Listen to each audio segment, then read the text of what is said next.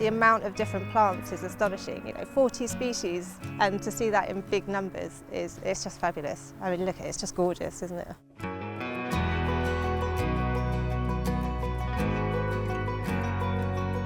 My name's Jan Nelson and I'm the Biodiversity Officer for the South Downs National Park. So ideally chalk grassland will have a certain amount of indicator species. So right here we've got lady's bedstraw, which is a nice fluffy yellow one. It's called lady's bedstraw because they used to use it as a mattress. We've got a little orchid in here as well, pyramidal orchid, bird's foot trefoil.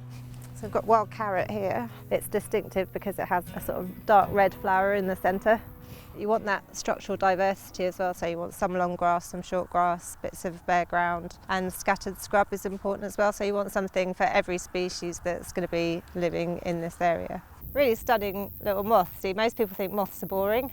That's not boring, is it? It's pretty funky. Livestock's absolutely essential for managing chalk grassland. It's impossible to go out with a lawnmower and mow it. When you're mob grazing, you're fencing the cows out from one section and then moving them on and then moving them on. So all the time something will be flowering, which is a really great way of doing it. I can't help but coming out into fields like this and seeing all the flowers and the butterflies and just getting a huge sense of enjoyment out of it. My name's Rowley Pusey. I farm Saddlescombe Farm, a 450-acre downland farm about 5 minutes north of Brighton. Come on!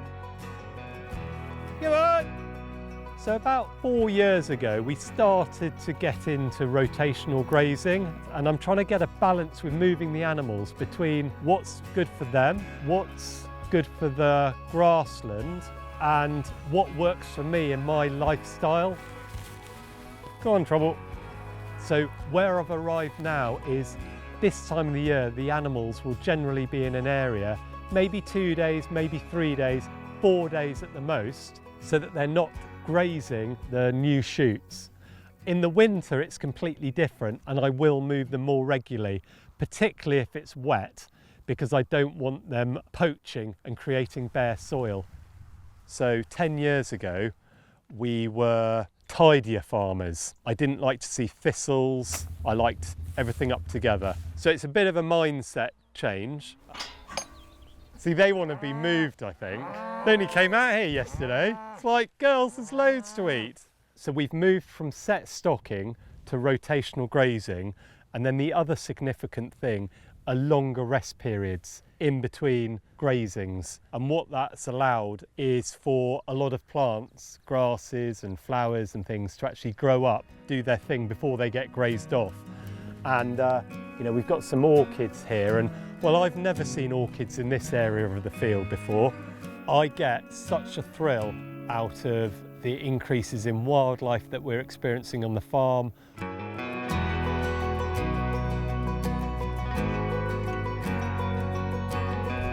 We're just going to drive up to a bit of chalk grass, and we've got 70 acres. My name's Hugh Passmore, farm here at Appletsham Farm. So the family have been here since about 1900. Obviously I haven't been here that long. I was up here 2 days ago and there was some grey partridge up at the top of the bank. It's only ever ploughed in the Napoleonic Wars apparently by oxen. That's corn bunting.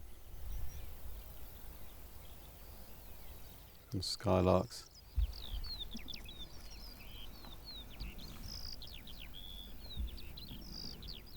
So you just get that few degrees rise in temperature and everything starts appearing. We're a mixed arable sheep and beef farm. First and foremost, we're farmers, so we're looking to produce food, but the way we farm also encourages the environment. I love seeing that as much as I do of growing a good crop of wheat. The lower part from here down would have been cropped probably only 15 or 18 years ago. We never actually planted any of these flowers. We just put a basic grass mix in, and you can see how in that time all the seed has come down off the bank and it's just covered in orchids now. Just needed a bit of encouragement.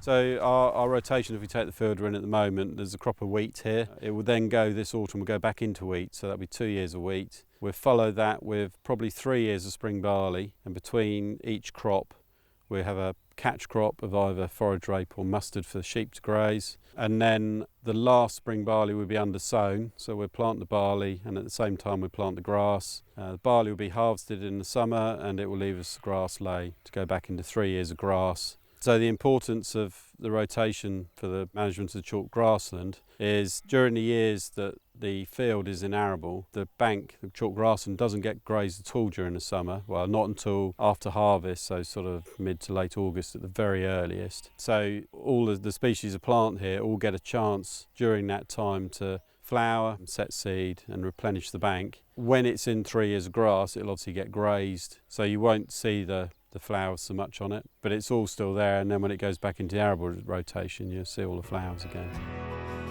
I hope we can maintain and maybe even enhance it as time goes on.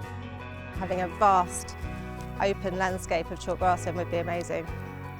I really do feel we're on a bit of a journey here. Every farm is different, every farmer is different. It's about doing the right thing for what you want to achieve in your context.